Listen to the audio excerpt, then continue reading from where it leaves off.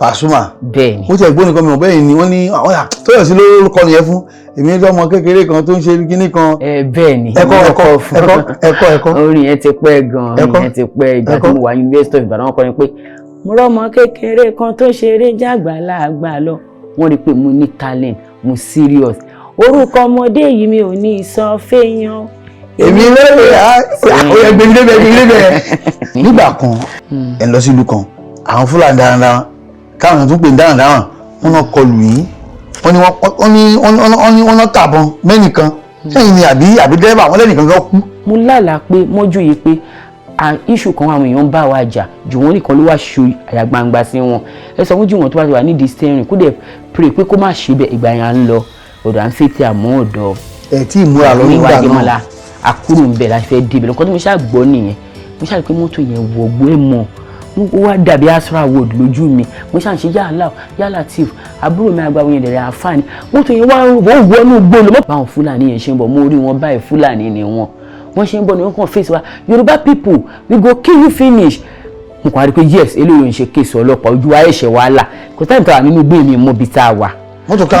ṣáà ń yára mọ́tò yẹn ṣáà kì í ṣe àwọn mọ́tò tó strong gan àwọn Fúlàní yẹn kàn ra ṣáàgbó mọ́tò yẹn wọ́n wá rí pé jù wọ́n ti gbórí lé steering wọ́n ṣe ju wọn wọ́ dìde wọ́n ṣàgbà gbogbo nǹkan wọ́n wá wọ́n sáàchì wá wọ́n mú pí èmi yẹn wọ́n fẹ́ rí èpò ẹ̀ ọ̀bọ̀ kan bá wà nù wọn ọ̀bọ̀ yẹn wá ń sọ Yorùbá ọ̀bọ̀ yẹn wá tún torchlight sí mi lójú wá ń ṣe àǹtí ẹ̀yin ni ẹ máa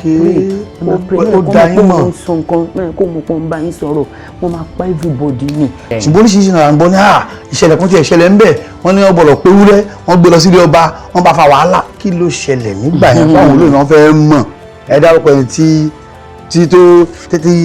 tó ń gbádùn lọ́wọ́lọ́wọ́ báyìí. Wọn ò gbádùn mi lọ́wọ́lọ́wọ́ mo marry ni kan tá bá dẹ̀ fi pamọ́ òun ló máa ń níyì tó bá tó àsìkò ṣoṣù ìdí alẹ́. ṣé kí ni wọ́n bẹ àbí wọ́n bẹ. whatever. The ball is in your.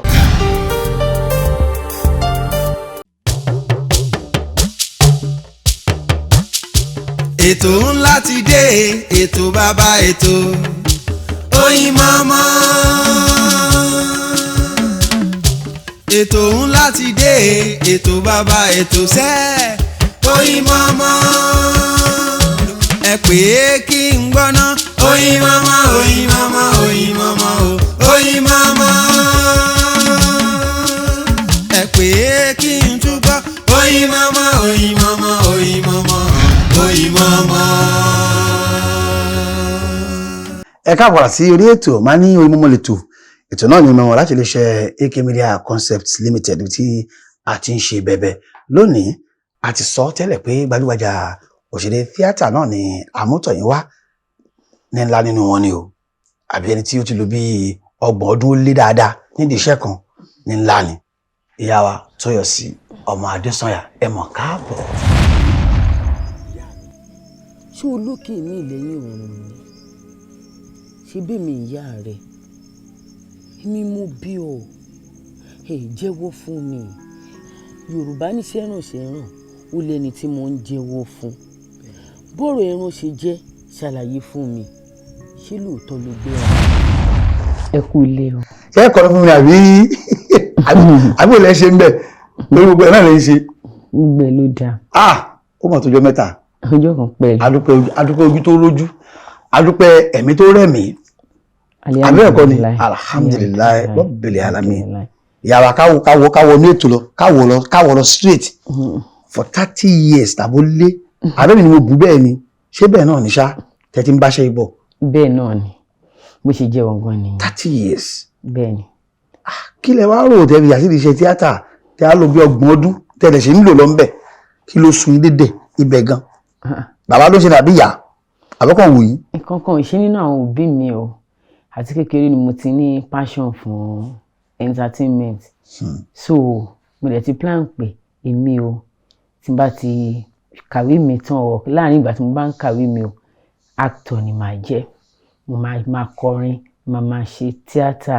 máa ṣe ogun nǹkan tó bá ti jẹ mọ́ entertainment Ọlọ́run dẹ̀ fún mi ṣe. nígbà tẹ́yìn wá rò bẹ́ẹ̀ kí ni àwọn màmá àti bàbá sọ ń gbà ṣé wọ́n bá yín rò bẹ́ẹ̀ ṣe rò. wọn ò rò bẹ́ẹ̀ o lákọ̀ọ́kọ́ but ìgbà tó yẹ pé mo fulfill dream tí wọ́n ní fún life mi wọ́n ní ìwé làwọn fẹ́ kí n kà bàbá mi fẹ́ kí n jẹ́ lab technologist èmi dẹ̀ ó wù mí náà kí mi jẹ́ ẹni tí ó jẹ́ tó mọ̀ nípa entertainment àmọ́ mo make sure wípé gbogbo nǹkan tó fẹ́ kí n ṣe ni mo ṣe ìwé tán ní kí n kà mo kà kò dẹ̀ disturb line tí mo choose kò disturb career tí mo choose tí mo pọ̀ lóun ló ọ̀dẹ́ pé ó máa rí bẹ̀ tó sì rí bẹ́ẹ̀. ẹ wá kà á àtẹ̀ká tán ǹjẹ́ tẹ̀ mú iṣẹ́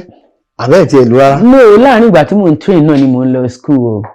at least mo join theatre award ní 1993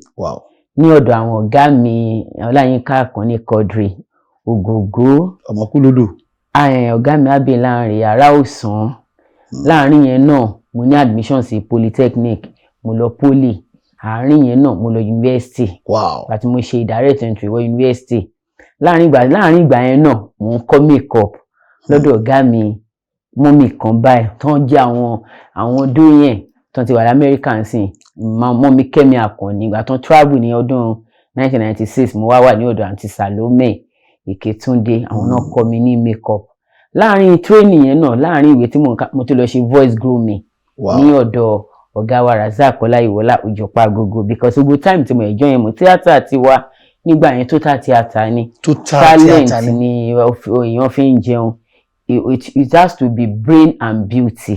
kì í ṣe pé mo dá bákan mo ṣe gbá kan láàrin ìgbà tí mo join theatre mo ti lọ bá àwọn ọ̀gá olórin ọ̀gá eléré ńláńlá kọrin tí mo jẹ́ ọmọ kékeré bíi àwọn ọ̀gá Bello bíi Prince Jídé Kòsọ́kọ́ ẹ̀mú ìgbà yẹn o ò ní talent o ò lè bá entertainment débì kankan unlike ìsinyìí so gbogbo rudiment theatre yẹn gbogbo because our stage la fi bẹ̀rẹ̀ travelling theatre máa ń tẹ̀lé àwọn ọ̀gá wa travel at least kò ju 2 months tí mo dọ́dún fa ni mo ti tẹ̀lé àwọn ọ̀gá mi lọ sí ìlú bíi 8 torí mi ni mo máa ń lead kò pẹ́ tí mo join ọdún ọ̀gá mi kọ́ ọmọ yìí dẹ̀ brilliant o mo tún mú rin ikọ̀ because ìgbà yẹn tábà báyé join wọ́n máa ní ká padà wá láti mọ̀ bóyá wọ́n pick wa àbí wọ́n pick wa bọ̀ ní ojú ọjọ́ kẹta tí mo ti dọ́dún fa èmi tún padà lọ kàn bá wọn ṣeré pé wẹ́ mo 94 gbọ̀ngàn náà ṣe máa gbà wá padà bó ká máa wá àwa tá à ń ṣe vocational studies nígbà yẹn tíátà lè ń gbà yẹn o mọ nǹkan tó ń ṣe o it's not about mo ṣe kinní kan it has to be theoretical ń gbà yẹn practical nígbà yẹn bá ti ṣe theory part of it ló ẹ̀ ṣe máa ṣe practical wọn pé ṣé o lè kọ́ ṣé o lè kà ìwọ tó ló fẹ́ ṣe tíátà yẹn lọ́dọ̀ ọdún fákákọ̀ ìṣèwà ṣé o lè kọ́ ṣé o lè kà theory ibẹ̀ because bí school ọ̀dọ̀ ti wà ṣé o lè kọ́ ṣé o lè kà tó bá lè kọ́kọ́ tó lè kà yẹn náà yẹn sọ pé kò wá practicalize ẹ̀ ṣùgbọ́n láàrin ìjọba ìta tèmi tẹ̀ ti join ni ọ̀gá mi Yínká Quadri ti ń sọ pé ọmọ yìí brilliant torí mi ò ń sọ Yorùbá ń gbà yẹn mi ẹ̀ ṣe tán secondary school so mi òyìnbó lèmi máa ń sọ èbó ni bẹ́ẹ̀ ni o ẹ̀jẹ̀ tán secondary school so ọ̀gá mi wá dára mi pé bóòbò ṣe dé ní ipa ọmọ yìí máa brilliant lóòótọ́ wọ́n dẹ̀ fẹ́ yaṣẹ́ kan nígbà yẹn àrà òsàn ló ń ṣe fíìmù yẹn wọ́n nídìí ẹnìkan tó máa dé láti Amẹ́ríkà tó máa ṣe ìyàwó ògògò mo dẹ̀ kéré bóyá sọ pé kán múra fún mi ní pé ọmọ yìí òyìnbó dá lẹ́nu ẹ̀ inú mi ti ń dùn sílẹ̀ wọ́n ní ọ̀la à ń lọ ṣe ní airport lọ́ọ̀tún la ìgbà yẹn airport wọ́n máa lọ yaṣẹ́ wọ́n máa ti kọ lẹ́tà mi lè sùn mo ti sọ fún mọ́ sí mi pé ṣe rí ń sìn nǹkan tẹ́ni má ṣe ṣàkàwé ẹ̀ ó tó time kan gan àwọn òbí mi yarí àwọn ọ̀gá mi wá ṣèwé wọ́n ṣe ìwé fún wọn written document pé kán má worry ìwé tán fẹ́ kí n kà yín mo máa kà ọjọ́ tán ti mú mi lọ act by first acting ti máa ṣe Mìíràn kakos lẹ́yìn Mìíràn ló wọ́pọ̀ wà before ọdún fa kakos tiwa so wọ́n kó wa lọ Mìíràn ní ìjọ yẹn mo inú mi ń dùn mo ṣáà tira mọ́ acting yẹn wọ́n á fi mí ṣe ìyàwó gbogbo mo wọ suit wọ́n ní èmi dé láti Amẹ́ríkà mo á sí òyìnbó mo sọ pé iṣẹ́ yìí máa mú bí iṣẹ́ ni o bí mo ṣe training mi nìyẹn mo dẹ̀ lò 10 years lọ́dọ̀ àwọn ọ̀gá mi because ìgbà táwa ṣe training tán kò síbi tá fẹ́ lọ mo jẹ́ makeup artist ṣé mo fẹ́ ṣe lẹ́yìn àwọn ọ̀gá mi ni ìgbà yẹn bọ́wọ́ ẹnìkan bá gba ọmọ ẹnìkan kàn lè tẹ̀lé èèyàn lọ location bí àwọn ọ̀gá ẹ̀ ò ṣe wèrè fún àwọn òbí ẹ̀ because o gbọ́dọ̀ wà wayward nígbà yẹn o gbọ́dọ̀ wà wayward ìgbà tí mo parí training makeup mi gan ọdún fánà mo tún padà sí bí àwọn àwọn iṣẹ́ kan ní Ìbàdàn káwọn tó mọ̀ pé mo wà ní University of Ìbàdàn kan pè mí Toyosi wá bá wa ṣe makeup bọ̀ pé màá kàn déédéé gbé bag láì tí ì parí training. ẹ ló yà wá ká mọ́ dá lórí wo ná ẹ ṣáà ń tẹnu wọn pé nígbà yẹn bó ló ṣe rí nsìn. nísìnyí. that ethics ṣó ṣì wà that discipline ṣó ṣì wà that ọmọlúàbí ṣó ṣì wà. àti ojúlówó ẹ̀kọ́ gbà yẹn ṣó sì wà. ká má parọ́ kò sí mọ́ ó wà díẹ̀díẹ̀ lára àwọn tó wà lára ẹ̀ ọmọ míì náà ẹ̀kọ́ yẹn wọ́n ń kọ́ tó ń kàn máa rí pé I want to be an actor I want to be an actor ìbóhùn ni mo ti sọ nínú ọ̀rọ̀ ẹ̀ kò fi bẹ́ẹ̀ sí mọ́ torí pé gbogbo ẹni tó ń dé ń sìn wọn ò fẹ́ kọ́ ẹ̀wọ̀ ṣé èèyàn ò ní lọ school a graduate kó jẹ́ nursing gan gba àwọn iṣẹ́ private sector gan ṣé téèyàn bá kọ́ ṣó máa ń mọ̀ ọ́ ni so báwo ló ṣe fẹ́ last ìwọ́n ní nǹkan tá ò bá jìyà fún kò lè pẹ́ lọ́wọ́ ẹni bẹ́ẹ̀ ni ní pẹ̀lú ẹni lóòótọ́ ni pé Ọlọ́run lè kọ star mọ́ ẹlòmíì bọ̀ nígbà tí ò bá kọ́ báwo ló ṣe fẹ́ manage stardom yẹn tó bá dé báwo ló fẹ́ rò pé bọ́ ṣe ń ṣe rèé o ethics ẹ̀ rèé o nǹkan tó entails rèé o tó bá kọ́ ló máa mọ̀ bọ̀ tí ò bá kọ́ tí stardom yẹn bá wá ọlá pé kò kọ́ ni mo sọ pé nǹkan tí èèyàn bá jìyà fún ṣe mọ̀ kó wọ́n sọ pé stars are born they were not made àwọn kan star ni wọ́n nínú gene wọn nínú ẹ̀dá tá a dá wọn but tí wọ́n bá maintain ẹ̀ tí wọ́n bá lè di bó ṣe yẹ kó ṣe jẹ́ stardom yẹn máa lọ. ẹ fún mi ní àpẹẹrẹ obìnrin kan ọkùnrin kan ṣe pé star ni ó dẹ̀ maintain ẹ̀ ó dẹ̀ ṣe wà láti ìgbà ẹ̀dẹ̀ sí ẹ fún mi lẹ́nìkan ọkùnrin kan obìnrin kan. Ọkùnrin kan obìnrin kan wọ́n ti ẹ̀ pọ̀. Ẹ kọ fún mi ẹyọ kan. Mo kàn lè ṣe example Múyìwá Adémọ́lá. Wow. Múyìwá Adémọ́lá wọ́n jẹ́ ẹni tó jẹ́ wípé mo lè sọ pé a jọ bẹ̀rẹ̀ àwọn tíátà yẹn. Torí pé wọ́n jẹ́ ẹni tó pé gbogbo ọ̀nà tó yẹ kéèyàn tọ̀ láti lè ní stability stardom yẹn ni wọ́n jẹ́ continuity man. Wọ́n jẹ́ makeup artist. Èmi àti wọ́n jọ ṣe makeup dáadáa fún bí 4-5 years la fi jọ jẹ́ makeup artist ta tún máa ń ṣe effect special effect abẹ́ ìdá ṣe fíìmù kan Adéìwà ní ọdún 1999 mi ò tètè dé láti school alọ́ṣẹ́ yẹn ní Lálòpọ̀n bọ̀dá Múyìwá ti ń ṣe makeup yẹn ìgbà tó wá di special effect àwọn tó bá wo fíìmù yẹn ibi tí ọ̀pẹ ti wó lulẹ̀ àwọn ni wọ́n support Ọ̀sáì bàbá wa Sunday Ọ̀sáì tán jọ ṣe iṣẹ́ yẹn nígbà tó tún yá wọ́n tún gbé dialogue direct ẹ mọ̀ it's a gradual process ni mo ṣe sọ wípé òkàn lè jáwọ́ even kó kówó rẹpẹtẹ débẹ̀. Obìnrin ńkọ́. Obìnrin. Ẹ má dárúkọ ara yín. Ìyẹn ò possible. Obìnrin tó dẹ̀ ṣe. Star ni láti ìpìlẹ̀ èmi ní kọ́lọ́kọ̀ ṣùgbọ́n ìní sọ ẹnu fẹ́ kẹ́ sọ. Wọ́n pọ̀ ẹ mọ̀ tí mo ṣe ń ronú sí obìnrin. Ẹ jẹ́ ń fi màmá wa Péjú Ògúnmọ́lá ṣe sample. Yàtọ̀ sí pé wọ́n jẹ́ born artist. Ṣẹ̀rí àǹtí yẹn mentor wa yẹn bóyá jẹ́ born artist tó. Wọ́n tún wá sáré stardom yẹn. Wọ́n sáré wọ́n ṣe makeup. Wọ́n lọ sí school University of Ife. Wọ́n lọ ṣe diploma in theatre arts. Wọ́n gbé sẹ́gbẹ̀ẹ́ pé born artist làwọn. Wọ́n ń kọrin.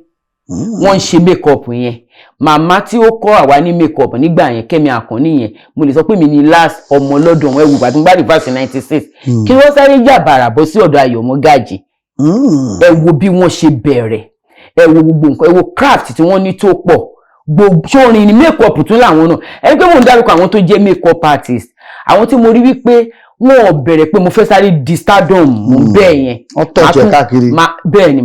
ẹni pé mo dárúkọ Ayọ̀mọ́gájì mo dárúkọ Péjú Ògúnmọ́lá tó dárúkọ Salome náà ṣe ni wọ́n jẹ́ total theatre kò sí nǹkan tó mọ̀ ṣe makeup ni o orin ni o ijó náà tẹ̀ ijó ti gbé wọn lọ San Francisco rè kẹ́kọ̀ọ́ merit náà ìyàwó nítorí ìjọba àsìkò àjọṣepọ̀ yẹn àti àwọn olórin fújì náà wà ń bẹ̀ pàápàá Alhaji Wasiu Alabi Pasuma kí làjọṣepọ̀ yín. Ẹ ṣe Alhaji Wasiu Alabi Pasuma wọ́n jẹ́ ọ̀gá sí mi ní music line torí pé ẹ mọ̀ ìgbà yẹn gbogbo ẹ̀ làwa náà ń ṣe pọ̀ gbogbo talent yẹn ló gbọ́dọ̀ ni mo wá bá ọ̀gá wa kan báyìí kọrin ọ̀gá wa Saheed Òṣùpá wọ́n ṣe orin kan Master Blaster wọ́n kó wa lọ studio yẹn a lọ studio brother Saheed Balogun ẹ jẹ́ ijó Master Blaster so ìgbà tí Pasuma fẹ́ ṣe àwọn orin kankan wọ́n rí talent yẹn lára wa ìgbà yẹn wọ́n máa ń ṣe show ní Àríyá Night Club láti bẹ̀rẹ̀ àwa náà bá wọn ń ṣiṣẹ́ báwọn náà ṣe bẹ̀rẹ̀ sí ní promote talent mi nìyẹn débi pé wọ́n support mi pẹ̀lú owó tó tó owó láti fi ṣe film production láti fi ṣe orin pàápàá. Pasuma. Bẹ́ẹ̀ni. Ó ti ẹ̀gbọ́n nìkan mi mọ̀ bẹ́ẹ̀ ni wọ́n ní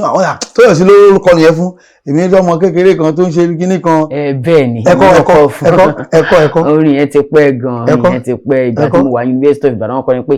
mo rọ́mọ kékeré kan tó ṣeré jágbàlagbà lọ. Wọ́n rí pé mo ní talent, mo serious. Orúkọ ọmọdé yìí mi ò ní sọ fẹ́yàn. Èmi lóye oyè gbèmídébẹ̀. Sẹ́yìn wa tí ẹ wá káàkiri àgbáńláyé a ní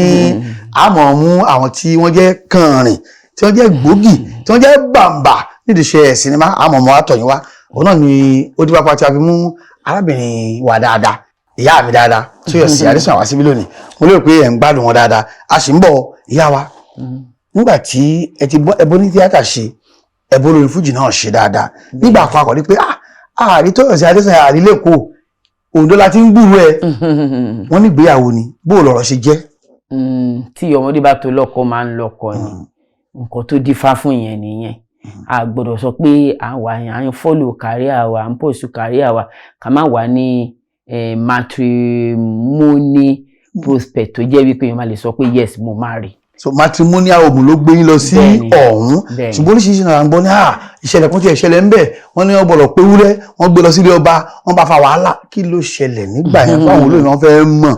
Ara àwọn ìdojúkọ téèyàn máa ń ní pẹ̀lú ìgbéyàwó nìyẹn. Ó máa ń ṣẹlẹ̀ bẹ́ẹ̀ nígbà tó Ọlọ́run bá dé sọ pé èmi ni mo ní be and it is kún fàyà kù. Kò sí nǹkan tí ẹ̀mí èṣù lè fi ẹ̀mí ọmọ Ọlọ́run ṣe, pàápàá jùlọ ọmọ Ọlọ́run fẹ́ jẹ́ pé ó ń ṣe nǹkan pẹ̀lú ọkàn tó mọ́ tó dẹ̀ sọ pé mo sacrifice kínní kán lè sọ pé èmi náà gbélé ọkọ.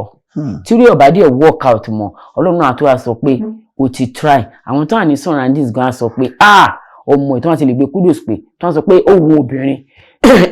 kó dúró lé ọkọ. This is one of the typical examples. So wọ́n lè sọ ẹ náà fún yín. Bẹ́ẹ̀ni, they can say that to me. Ó gbìyànjú. Bẹ́ẹ̀ni. Ọdún mélòó ló fi last? Ó pẹ́ ọdún tó pẹ́ ni wàá dúpẹ́ fọ́lọ́run. Ìyá wa ṣe rí tí a bá ń sọ nípa òṣèré tíátà, ẹ̀kọ́ ńlá ni à ń rí lọ́dọ̀ yín látara nǹkan tẹ́ ń kọ àtàwọn ìṣẹ̀lẹ̀ tí ó ń ṣẹlẹ̀ sí yín gbogbo ayé ló máa ń fẹ́ gbọ́ gbogbo yẹn ló máa fẹ́ mọ̀. Nǹkan tó bá mú ẹ̀ tó bá rí pé wọ́n máa ń pa odidi ewúrẹ́ tó ń pa àgùntàn tó ń pa àgbò bọ̀lọ̀jọ̀ lórí èèyàn nípa èèyàn nílé ọkọ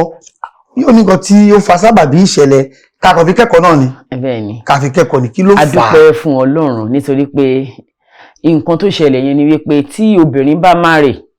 tó yẹ pé o ti fa success kan àbí kejì bá marriage ẹ, àwọn ìlú kọ̀ọ̀kan wà tí gbogbo náà rí nǹkan tó ń ṣẹlẹ̀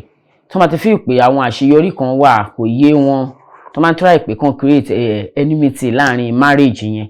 Pàápàá tí obìnrin bá jẹ́ pé bóyá ìlú yẹn kọ́ ló ti wá nígbà tí wọ́n bá kúrò láti odi ìdè kò tó lọ marry bí Àkúrẹ́ tó wá sọ wípé obìnrin yẹn ó ti ń control ọkùnrin yẹn jù, òun ló ń pàṣẹ, òun ló ń ṣe gbogbo nǹkan, ọkùnrin yẹn tó bá rúbìn yẹn kò lè ṣe nǹkan kan sọ pé òfin ìlú wọn ni pé kán gbé wọn lọlé ọba ni o. Kí obìnrin yẹn sọ pé bàbá wa Wasiu Ayinde wọ́n ṣe wedding fáwọn ọmọ wọn 3 lánàá, ó wá ti rówó tó pọ̀ jẹ́ kí n celebrate ẹni tó jọ́ ọkọ mi. Ó wá dìlú tó wà yẹn níjọ́ kejì ó dé bí Àkúrẹ́, ó wá ṣe birthday celebration nínú owó tó rí lọ́dọ̀ bàbá wa Wasiu Ayinde yẹn. Bàbá yẹn tó pa ṣe celebration fọ́pọ̀ ẹ̀wọ̀ ṣe ń lọ yẹn mo tètè bẹ́ẹ̀ fowó kun inú orí onítọ̀hún dẹ̀ ṣe birthday tán ó dẹ̀ díjọ́ kejì birthday wọ́n dẹ̀ wá fi èrò okun ọba mú wọ́n ní ó ń control ọkùnrin ó dẹ̀ mú lọ palace. Bọ́ Ọlọ́run ju èèyàn lọ. Ẹni tó jẹ́ regent ní ìlú Àkúrẹ́ ní tó jẹ́ regent Déjì of Àkúrẹ́ ní ọdún yẹn 2014 bí obìnrin yẹn ṣe jáde báyìí ó ní ìwọ ọmọbìnrin ó ń ṣara wa àjòjì ni ẹ́ wọ́n fẹ́ lùlù ẹ̀sìn fún ẹ ṣùgbọ́n àwọn tó fẹ́ lùlù yẹn náà máa jù bẹ́ẹ̀ ni regent yẹn sọ bẹ́ẹ̀. Regent yẹn jẹ́ regent ọba Adébíyì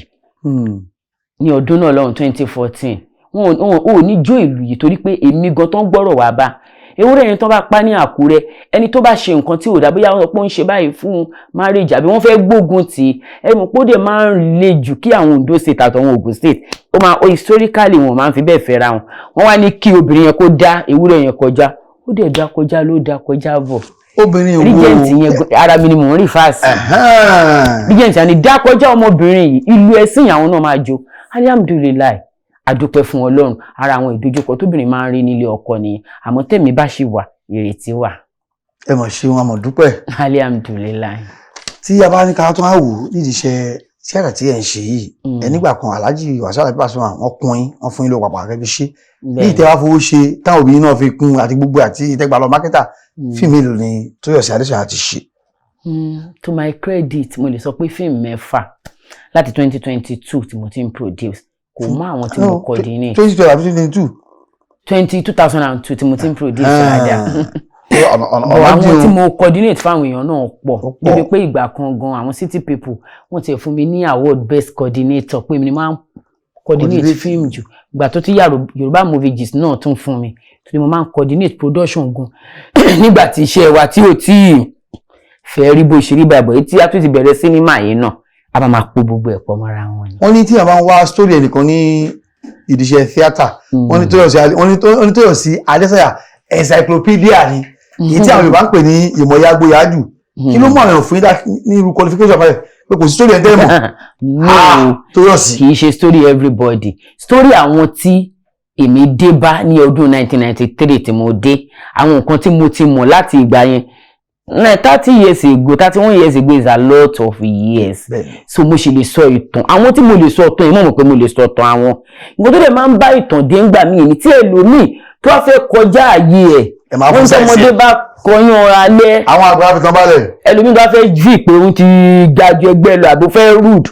àwa máa sọ̀tàn fún má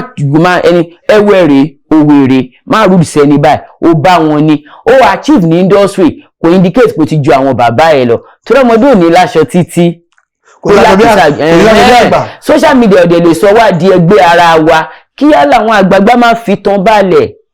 nǹkan tó ṣẹlẹ̀ nìyẹn. nígbà kan nínú ìrírí òṣèré tíátà náà ni wọ́n ní pé ẹ lọ yaṣẹ́ kan ní ìpínlẹ̀ Ọ̀yọ́ ẹ lọ sí ìlú kan àwọn Fúlàní darandaran káwọn èèyàn tún pè ní darandaran wọ́n náà kọlù yín wọ́n náà tàbọn mẹ́nìkan sẹ́yìn ni àbí dẹ́rẹ́bà wọn lẹ́nìkan kan kú kí ló báwo ló ṣẹlẹ̀. kì í ṣe Ọ̀yọ́ là ń lọ. bó lẹ ń lọ. Ìlọrin là ń lọ. Àfọ̀njá. bẹ́ẹ̀ ni àwa bá àǹtí Fẹ́tí Àbálógun àbáwọn ṣe movie premiere tán àwa ní shoot ní Ìlọrin lọ́dọ̀ Dàmọ́lá Ọlátúnjí wọ́n á sọ pé mo ní láti dé sí Ìlọrin yìí náà mọ iṣẹ́ wa ìmọ̀ ethics profession wa so bí ṣe kúrò dáhùn Fẹ́tí à ní Ìbàdàn 7 ó wá jẹ́ ọjọ́ birthday ẹ̀gbọ́n wa Múyìwá Adémọ́lá ẹ̀mọ̀ ìmọ̀ àti wọ́n dẹ̀ close ẹ̀gbọ́n mi ni wọ́n so àwa ṣe birthday yẹn bravely so ọ̀bọ tó drive yẹn ẹni tó ń wà mí ó wà lẹ́yìn ẹni tó wà mí yẹn jẹ́ bí àwọn ọmọ mi yẹn jẹ́ àgbà ó wà lẹ́yìn ọ̀bọ tó wà mí yẹn jẹ́ ẹni tó wà ní ọ̀dọ̀ Ọdún Adékọlá òun àti Ọdún Adékọlá ó dẹ̀ pọ́n ní iṣu kan ó ṣe ẹ̀ṣẹ̀ kan so àwa ṣì ń sọ pé ká lọ bá bẹ̀bẹ̀ ṣó ti yẹ yín week ta ni a fẹ́ lọ bá bẹ̀bẹ̀ yẹn wẹ́ wọ́n á ní pé wẹ́ẹ́ mi máa ṣe tèmi fún Ọlọ́run week yẹn pé nǹkan tó dẹ̀ ṣe yẹn o jẹ́ nǹkan tó kò jẹ́ nǹkan tó dùn mọ́ ọdún nínú rárá ju gbogbo ẹ̀ lọ ọ̀sẹ̀ yìí la máa bá bẹ̀bẹ̀ ó wá lọ́dọ̀ mi pé kí time yẹn fi pé so àwa fẹ́ jọ lọ sí òun ló wá drive ní Ìlọrin táwọn fẹ́ lọ yẹn ó dẹ̀ máa ń fìgbà kan wá Ọdún Adékọ́lá pẹ̀lú ọ̀gá president wa Mr. Latin bá ṣe wá débi ọ̀tẹ̀yìn àwa ra àwọn kan lọ́ọ̀kan mo wá ṣe ju wọ́n jẹ́ ká dúró fáwọn pípé ó kàn ní àǹtí ẹ má wọ́ọ̀rì àwọn ilé ìsílẹ̀ kan jẹ́ vigilante ọ̀kan tí wọ́n tẹ̀ jó lè èyí tó ju eléyìí gan-an òun ti gbé àwọn president Mr. Latin escape rí àti ìbọ̀dá ọdún mo kàn ní ju wọ́n já dúró ni mo gbọ́ last mo kàn rí pé ó ti kọjá mo kàn rí tí mọ́tò yẹn kàn move kàn wọgbó lọ ni mo kàn rí tí ju wọn gbọ́wọ́ lé mi ni àwọn mẹ́rìndínlá wà ní mọ́tò pa mi àbúrò mi tó ń wà mí gangan àgbàwò yẹn sì kì í gbà yẹn ìgbà tí ju wọn dé ti wá rò pé tóun bá tiẹ̀ fún ní space tó mọ àǹtí lójú àánú pé tí ju wọn bá wà àǹtí díẹ̀ àǹtí àti ẹ̀ṣẹ̀ lè ṣe nǹkan kan fún kó tó di pé padà sọ́dọ̀ bọ̀dọ̀ torí kò pẹ́ tó dọ́dọ̀ mi náà mo rí pé kò sí fóònù lọ́wọ́ wọn á lọ gba fóònù yẹn fún ní ìsìn báyìí pé mo fẹ́ mọrú ọmọ tó jẹ láàrin yẹn ọmọ tó dọ́dọ̀ mi mo rí pé òun náà ṣáà ń ṣe síbò òun ṣe dé báwọn yẹn máa ń ṣe ọmọ tó jẹ tó ń wà mí ìyẹn ti wá rí length pé Ọlọ́run kì í ṣe jù wọ́n pé kúkú ń wá àǹtí so kò dẹ̀ ju bíi 3 days after tí ọkọ olóyún kú that was 2020 January mo rántí pé bá ṣe máa lọ́jọ́ ẹ̀ ń sọ pé àǹtí mo ní ọkọ olóyún kú pa àwọn èèyàn mi fàṣì ló jẹ́ ká mọ̀ ó kàn ní wọ́n náà àwọn Fúlàní ló pa wọ́n tí Fúlàní bá tiẹ̀ máa pa wọ́n kàn ṣáà máa fi sí ìsìn òun kan ní ọ̀rọ̀ burúkú wo lòun. ó sọ bẹ́ẹ̀ mo gbọ́ ọ̀rọ̀ burúkú wo lòun sọ mo ní ju wọn it's not our portion bá ṣe wá ń kúrò lákùrẹ́ ta dé kejì a kàn ní ká pray tí ìbádẹ́ sí dé kejì ara kejì a máa ń pray a máa ń kọrin àgbà ọkọ̀ náà tẹ́ stop mo lálàá pé mọ́jú yìí pé issue kan àwọn èèyàn bá wa jà jù wọ́n nìkan ló wá ṣu àyà gbangba sí wọn ẹ sọ fún jù wọ́n tó bá ti wà nídìí steering kó dẹ̀ pray pé kó má ṣe bẹ́ẹ̀ ìgbà yẹn à ń lọ ọ̀dọ̀ à ń Fẹ́tí àmọ́ ọ̀dọ̀ tí ìmúra lọ nígbà náà àkúrò ń bẹ̀ láti fẹ́ débẹ̀ lọ́kọ́ tí mo ṣáà gbọ́ nìyẹn mo ṣáà rí pé mọ́tò yẹn wọ̀gbọ́ ẹ̀ mọ̀ mo wá dàbí Asra Ward lójú mi mo ṣàn ṣe yàlá Latif àbúrò mi àgbà wọn dẹ̀rẹ̀ àfáàní mọ́tò yẹn wá wọnú gbó lọ mọ́tò yẹn àwọn Fúlàní ti irú mọ́tò Big Daddy wọ́n ti yìnbọn fúnjú wọn wọ́n ṣe yìnbọn fún ó ti lose control but ó ti gbẹ́sẹ̀ kúrò lórí tọ́tù mọ́tò ti wá ń wá ara ẹ̀ mọ́tò yẹn wá wọnú gbó lọ ṣe wọn pé tẹ́ẹ̀pọ̀ lóhun kan sí rárá takú náà láago mélòó ó jẹ́ bí 11:30 a máa pààrọ̀ so because ni a máa ya ilé lóru ọjọ́ yẹn sẹ́ ẹ̀dẹ̀ gbọ́dọ̀ wọlé ẹ̀gbọ́dọ̀ débẹ̀ sí ìyẹn o involve lálùdé wa gbọ́dọ̀ yá o well nígbà tá a wá ṣáàrí pé ó ti ṣẹlẹ̀ bẹ́ẹ̀ mọ́tò yẹn wá padà sójú títì fúnra rẹ̀ mọ́tò yẹn bí mọ́tò yẹn ṣe dé ignition yẹn wá ṣe ń ṣiṣẹ́ báwọn Fúlàní yẹn ṣe ń bọ̀ mo rí wọn báyìí Fúlàní ni wọ́n ṣe ń bọ̀ ní wọ́n kàn face wa Yorùbá people we go kill you finish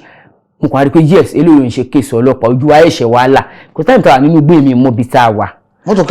ṣáà ń yára kí mọ́tò kì í ṣe àwọn mọ́tò tó strong gan so àwọn Fúlàní yẹn ṣe wá aṣọ tàbí fi ṣe bẹ́ẹ̀rẹ̀ àmọ́ mi bọ̀dá Saheed Balógun ó wà nù mọ́tò àwọn Fúlàní yẹn kàn ránṣágbó mọ́tò yẹn wọ́n wá rí pé jù wọ́n ti gbórí lé steering wọ́n wá ṣe ju wọn ewó dìde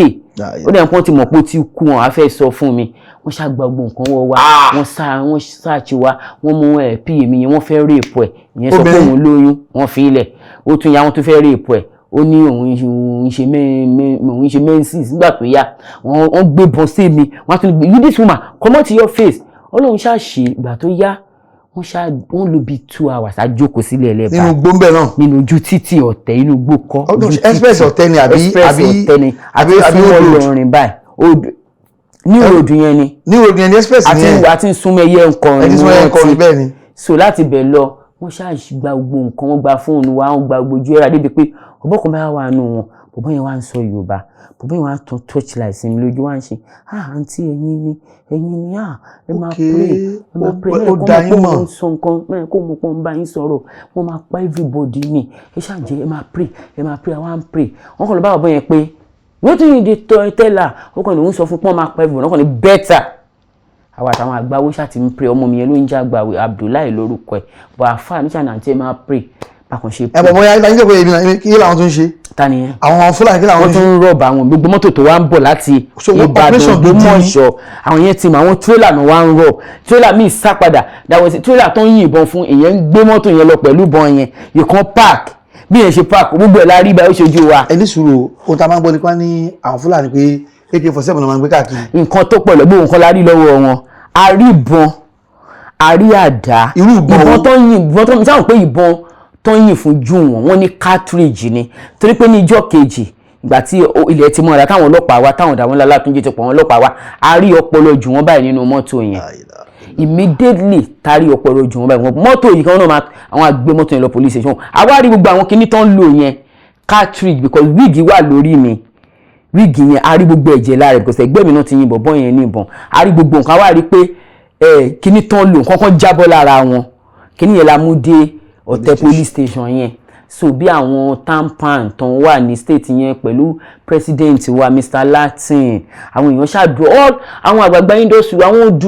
èèyàn dúró tì mí gan pàápàá jù lọ Fẹ́mi Adébáyọ̀ bó ṣẹlẹ̀ báyìí ó kàn lè lo mọ́tò yẹn mọ́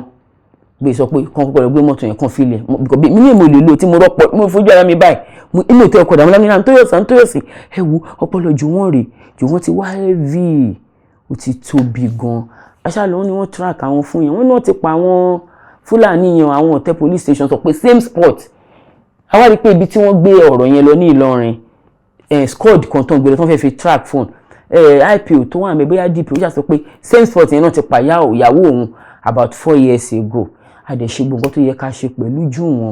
wọn àwọn family ẹ̀ ró òkú ẹ̀ wọ́n gbé lọ sílùú wọn lọ́nà Kogi wọ́n dẹ̀ sìn. kọlọmba àforíjì ṣàdúpẹ́ fún Ọlọ́run kọlọmba àforíjì tó bá tẹ sáfẹ́fẹ́ rẹ̀. nígbà tó wá rí báyẹn kò fẹ́ lé lẹ́nu iṣẹ́ ìṣá. mi understand. mo ní sẹ́ kò fẹ́ lé ìrírí yẹn. ẹni tí ó bá sábọ̀tì ló ń bẹ̀rù ìjọ ẹni tó bá dalẹ̀ ló ń balẹ̀. ẹ tó ìwé. ẹni tó bá sá ìbọ̀tì òun ló ń bẹ̀rù ìjọ ìbọ̀tì is on this ẹni tó bá ń sáà kó ní apá ojú tó bá sá ìbọ̀tì bẹ́ẹ̀ ni òun ló ń bẹ̀rù ìjọ so Ọlọ́run mọ̀ pé oore ni mo ṣe àánú ni mo ṣe ẹni tó dẹ̀ jẹ́ gbì kò lè kú gbì dọ́ládọ́lá èmi àti ẹ̀gbọ́n jù wọ́n tí bá dàbújá because méjì nìyá wọn bí yáwọn tẹ̀ ṣe kú láìpẹ́ yìí ni èmi àtẹ̀gbọ́n yẹn close débi pé Bọ́lá Ọ̀yàn Adéjọbí wọ́n mọ̀ wípé recently ta lọ sábújá ta lọ ṣe program association wa tampan orí mi ní national social director gbogbo àwọn Mr. Latin everybody president ẹ̀gbọ́n jù wọ́n ní iye onígbà tọ́rọ̀ yẹn ṣẹlẹ̀ bọ̀dá yẹn dúró wọ́n tẹ̀ pàǹtí ẹ̀ try because mo dúró Ọlọ́run mọ̀ pé mo ṣojú mo ṣẹ̀yìn láì jẹ́ pé mo ṣe ti ń ṣẹ̀tọ́ mi lórí àwọn ọmọ tí jù wọ́n fi sílẹ̀ because ó fi àwọn ọmọ tó pọ̀ sílẹ̀. Ọlọ́run ṣàforíjì fún. Níwọ̀n bàtà gbára mi ká. Mo rí pé bẹ́ẹ̀ ṣe ń sọ yìí omi tún lérò rò lórí abiyamọ̀lẹ̀ yìí náà. Ẹja wá sọ yìí tó dùn. Wọ́n ní bí ọkọ bá kọlẹ̀ ọkọ náà lèèyàn fẹ́. Ọ̀dọ̀ ọkọ náà lèèyàn kọ̀gùn sí. Mo ṣáà gbogbo ẹ̀ ń dán ń dùn wọ́n ní ẹ ti pàdé Sàmọ́lì kan tó ṣe dáadáa tó sáàgùn tó rẹwà dáadáa. Bó o ní ìrìn àjò yẹn bó lẹ ṣe pàdé. Point of correction ọkọ ò kọ mí o mi ń ṣe obìnrin tọkùnrin lè kọ. Wow. Mo sọ dáadáa I'm a virtuous woman I'm a woman of substance. Alhamdulillah. Nǹkan tó bá wù anybody ló lè sọ nípa àwa obìnrin tá wà ní entertainment world torí pé obìnrin tó wà ní entertainment world gangan la máa ń fẹ́ jẹ́ full obìnrin torí a ti mọ̀ pé àwọn tó wà níta yìí wọ́n ti ní àwọn àléébù tó pọ̀ tó fẹ́ sọ nípa wa torí tíátà tá a bá obìnrin kì í kọ́kọ́ obìnrin tíátà àtijọ́ wọn máa ń fẹ́ra wọn bí ọkọ àti ìyàwó ni kò sí ẹni náà obìnrin tó wà ní tíátà world tó bá jẹ́ obìnrin tó responsible á gbìyànjú pé jẹ́ kí n tiẹ̀ jẹ́ pé onítíátà ló máa jẹ́ alábàápàdé gẹ́gẹ́ bí ọkọ fún mi. Nígbà yẹn ló wà bí. ní ìwò nísìnyí àwọn tó ń ṣe a ti padà sí generation ká máa fẹ́ra wa. Padà. A dẹ̀ rí pé àwọn tó ń fẹ́ra wọn náà wà tó dẹ̀ ń succeed tó ń maintain tó ń sustain ẹ̀ wọ́n dẹ̀ máa sustain ẹ̀ lọ ni. So kí obìnrin kan wá kúrò lẹ́kọ̀ọ́ tó ti ní star kó wá lọ marry sí Àkúrẹ́ ṣé mo pé kọ́kọ́ ní respect fún òmù yẹn ó fẹ́ dúró lé ọkọ ó fẹ́ ní perseverance ó fẹ́ ní endurance kò lè rò bóyá torí owó ní irú mi ṣe lè fẹ́ ọkùnrin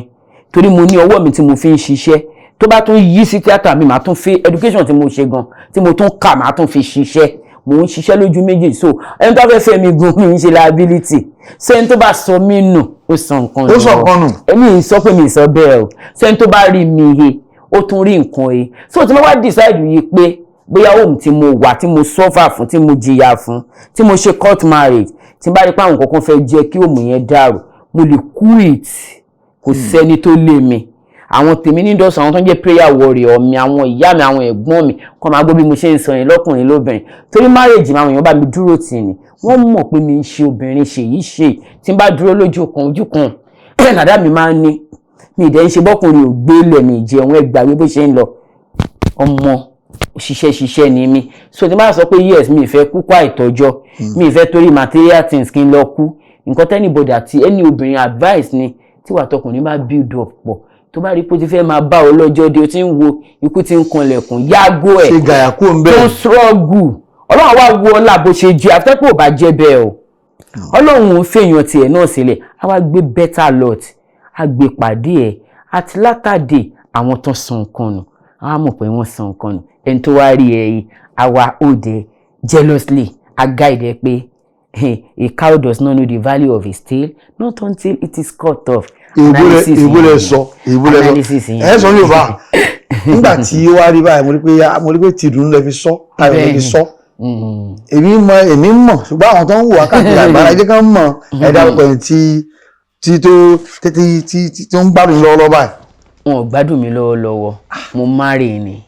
kan tá bá dẹ̀ fi pamọ́ òun ló máa ń níyì tó bá tó àsìkò ṣoṣù ìdí alẹ́. ṣé kí ni wọ́n bẹ àbí wọ́n bẹ. whatever. The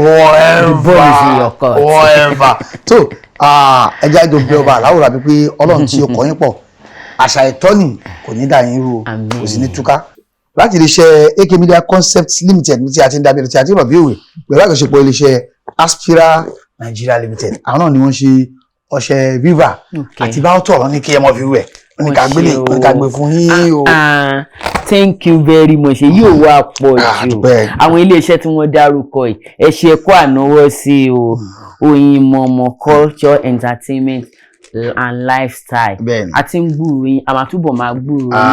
yín ẹ ní kó gbà wọlé o you shall continue to be a blessing to the entire generation and your outfit at large. Thanks so much ẹ̀kọ́ ànáwọ́ sí. ká tó máa lọ mà ó pẹ́ o tẹ̀ ti wà lẹ́nu iṣẹ́ yìí àwọn tí ẹ ti jọ lùgbà tí Ọlọ́run bá aláwòrán àbí tó ti ní kí àwọn bọ́ sọ̀hún the likes of Bímpé Adékọ́lá ẹni tí wọ́n mọ̀ sí Ìrètí ìró àwọn ọmọfẹ́ Afárábẹ́ ẹyọ wà lọ́tọ̀ náà ni àtàwọn tó wà lẹ́yìn bí wọ́n bí sí Kọ́baláfẹ́ àwọn èèyàn yìí tẹ́ bá rántí wọn bó ló ṣe máa ń rí pé àwọn ilé ti lọ. How do you feel remembering them? Gbàṣẹ́ pé lè ran ara ni mí tí mi dẹ̀ ń ṣe akó máa dùn ra ó kùn síwájú ibì kan léwu Quadri Sisi Quadri tó kú tí ò pẹ́ yìí at least nígbà tó wà lọ́jọ́ ọ̀dájílẹ̀ tó wà níyàn sọ̀tàn tí mo rí as makeup artist ó tún yá bí ọ̀dọ́ mi ó wà ń bẹ̀ fún 2 years makeup artist náà ẹ máa rí pé makeup táwa ń ṣe ń gbà a ní link èmi mo train Bisola Badmus as makeup artist èmi mo train Bimbo Success as makeup artist wọ́n pọ̀ just to mention few tó lè fi ń ṣe ọmọ wa gan tó jẹ́ Glitters Touch tó sì jẹ́ ọ̀gá àwọn makeup èmi mo kọ́ ẹni tó kọ̀ ìyẹn ti kú ń sìn Bukky Ọ̀ṣàdáre tó àlọ́dọ̀ fún kí Akíndélé even Akim Ìfẹ́ tó yẹ pé bàbá ní báyìí ń sìn ara àwọn product mi tí mo lè fi yan gan ni tó jẹ́ òun ní number 1 effect wa báyìí gbàgbé so tá bá rántí ẹni tí ó wà láyà ní ṣe máa rántí because whether we like it or not death is an inevitable end ìgbà náà là ń lọ bó máa ń dùn yan tí n bá wo fíìmù tí mo fi wà ẹ lè bí anybody tí mo ṣe lọ movie premiere cinema premiere ni Ọlájà mo bi tó ń ya poster mo fi sí ohun gbọ́n ní mi ṣe wọlé mi wo mo dá mi ni mo ṣe lọ wo screen premiere don show àjàkájù fún wa mo lọ fọwọ́ pa ojú mo fi bẹ́ẹ̀ mo rúfù because I close àjọ bẹ̀rẹ̀ láti ìgbà tí ò sí nǹkan kan lákàáyé ọ̀tọ̀ Èbúté Mẹ́ta àjọ bẹ̀rẹ̀ mo fi set man nígbà yẹn gbogbo àwọn generation wa yẹn làwa ní crew job táwa ń ṣe o kì í ṣe ìsìn gbà wọn tó ń di theatre ń sìn mo fẹ́ di star ni gbam mi rí ẹni tó yẹ yẹn tí dé bá ń fẹ́ tí Àbálògún makeup artist ni wọ́n gbogbo ala ní crew craft takọ Ọdún Adékọ́lá production manager ni Sọjí Ọmọbánkẹ́ setman ni Sọjí Ọmọbánkẹ́ Afisenola was a setman kó tó di pé ó di production manager mi rí generation wa tí ò ní crew tó ń ṣe tí Débi Kúnlé afford bọ̀dá wa ti ẹni yẹn tẹ̀gbé continuity lórí òun lọ́kọ́ jẹ́ director ni wà ṣé báyọ̀ Tìjání ni generation ìsinyìí ni àwọn náà act àwọn gbé tó yín. wọ́n jẹ́ láwọn ọmọ yahoo gan-an tó ń gbé wọlé tí àwọn náà ń di actor lọ́dọ̀ yín ṣé bẹ́ẹ̀ ni. Ó depend kò sí business tí wíwẹ̀ ò sí but ẹni tó bá sọ pé yahoo lòun kó wá fèsì wa pé yahoo lòun tábà ní ilé ìdáná. ó